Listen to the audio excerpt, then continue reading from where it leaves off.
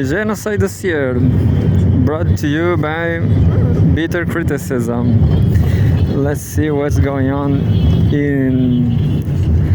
the Middle East through Al Jazeera.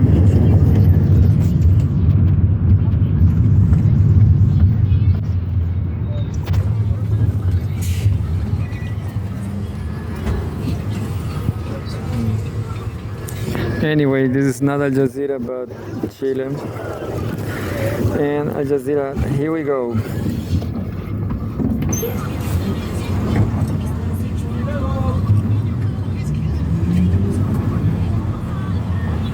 There's two coverages.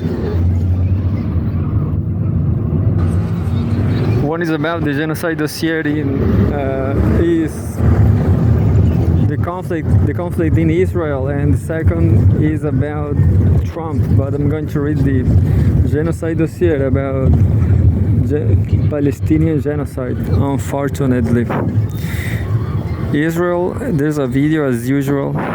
Israel has displaced Palestinians again with a new order to evacuate Rafah in southern Gaza.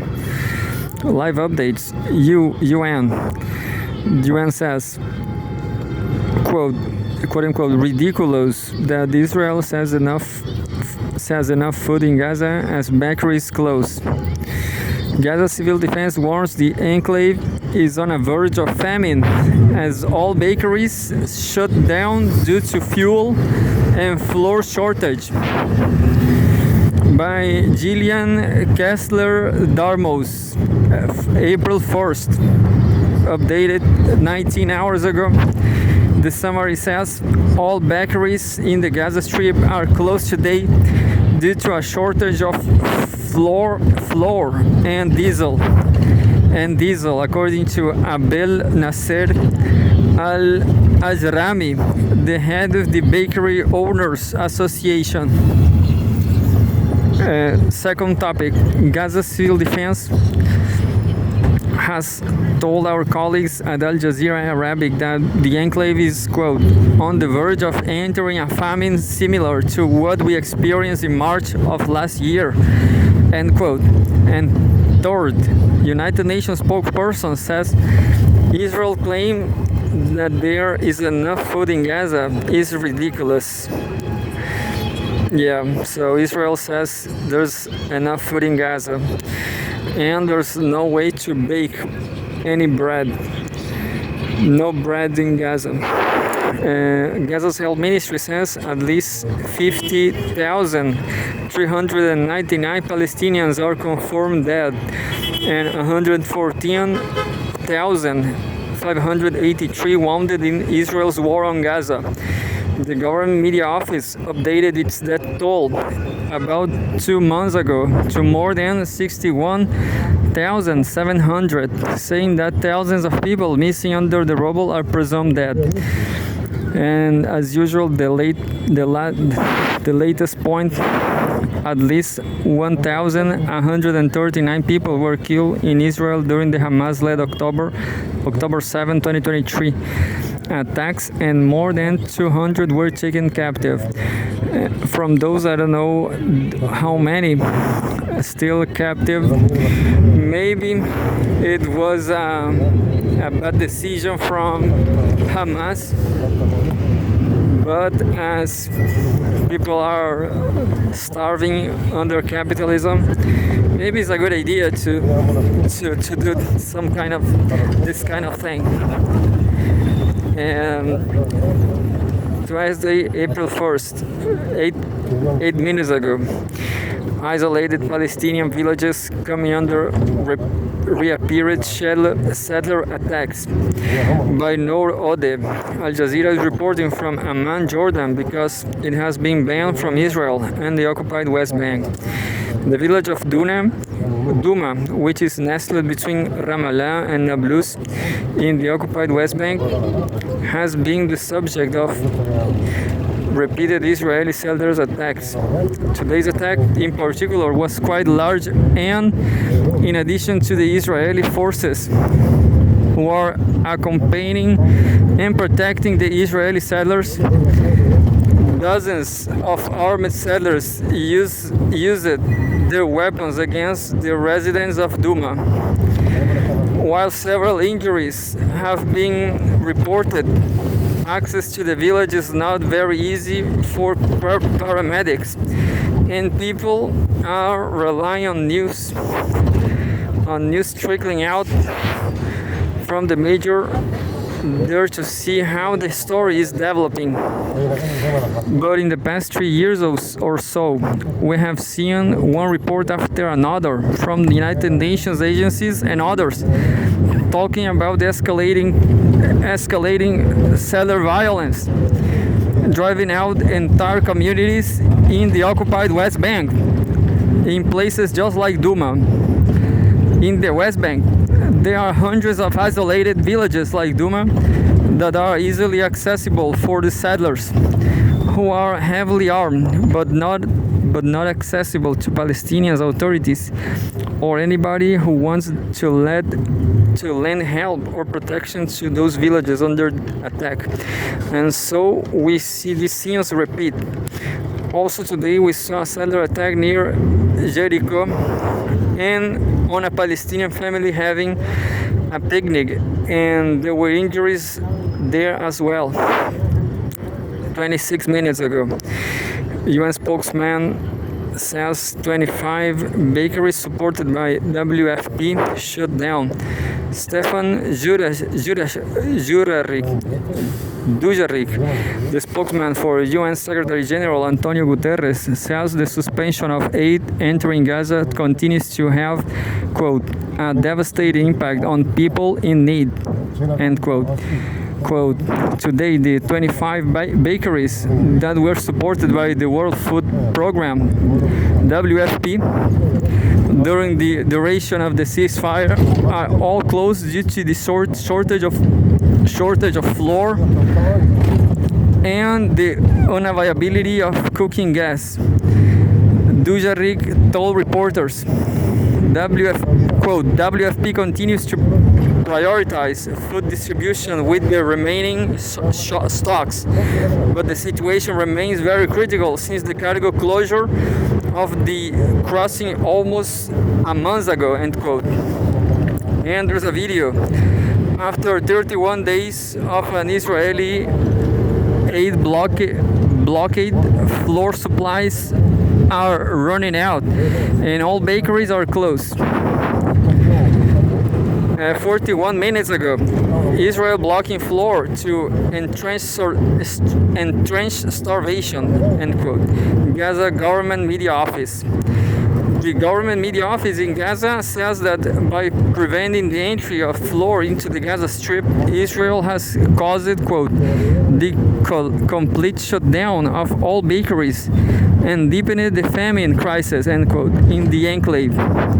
Quote, this criminal action aims to complete the chapter of genocide and ethnic cleansing practiced by, there's a practice, I lost myself.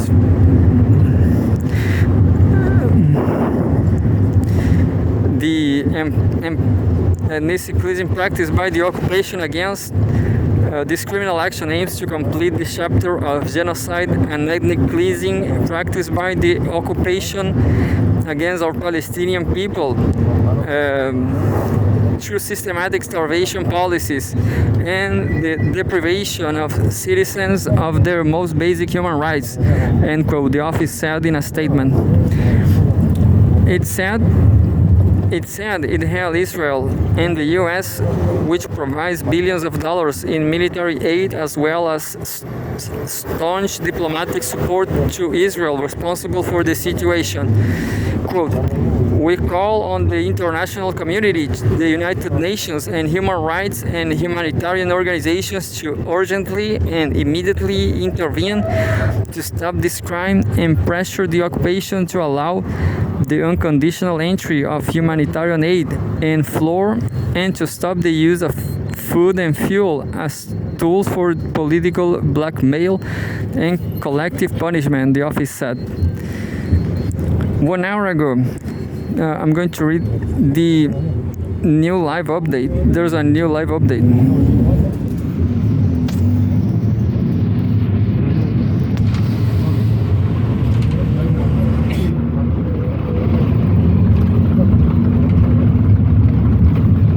A few seconds ago, Trump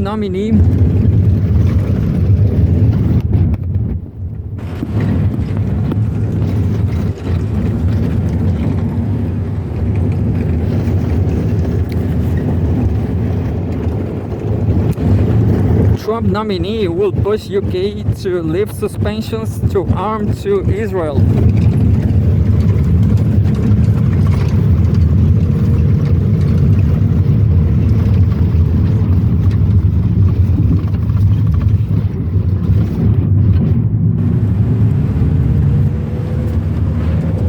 Just one second.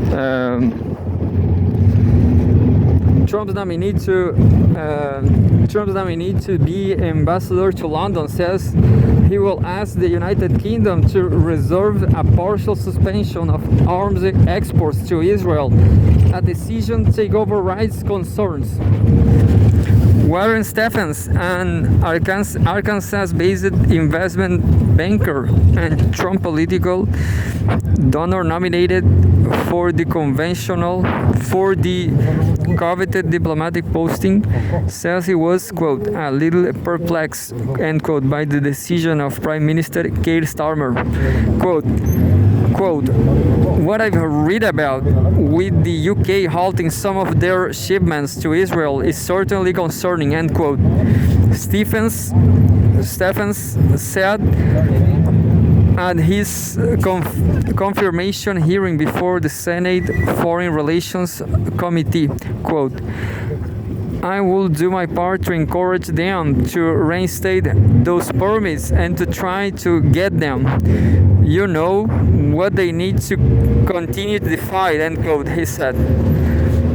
He was responding to a question from Republican Senator Rick Scott, who said Starmer's Labor Party, quote, treats Israel as a problem and not a solution, end quote, and call on Stephens to, quote, try to educate, end quote, Britain on Israel.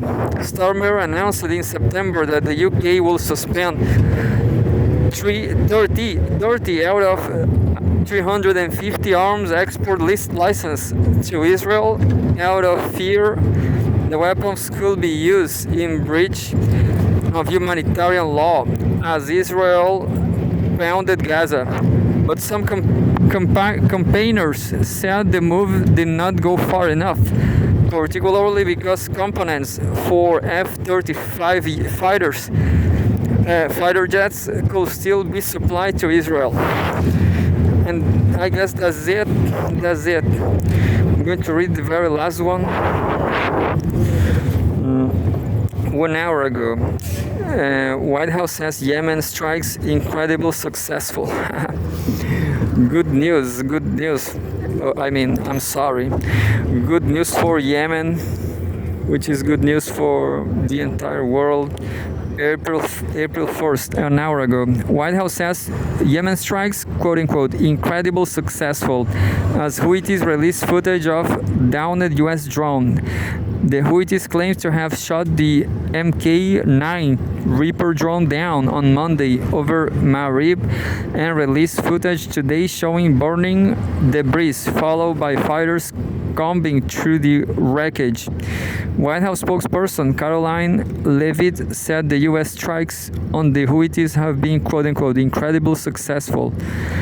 Oh no, this is the opposite. The U.S. strikes on the Houthis. Oh no, this is so sorrowful. Quote, there have now been more than 200 successful strikes, end quote, Leavitt said. Quote, Iran is incredibly weakened as a result. They have taken out Houthi leaders, critical members who have been launching strikes on naval ships and commercial vessels. This operation will not stop until the freedom of navigation in this region is restored, end quote. The Houthis have yet to confirm the death of any of their leaders since the US renewed its bombing campaign in March. Yeah, but all this campaign is just because of oil. And yeah, in the end it's because of oil and everything, because of weapon industry and so on. Weapon industry, because of navigational commerce and so on. Capitalism, imperialism.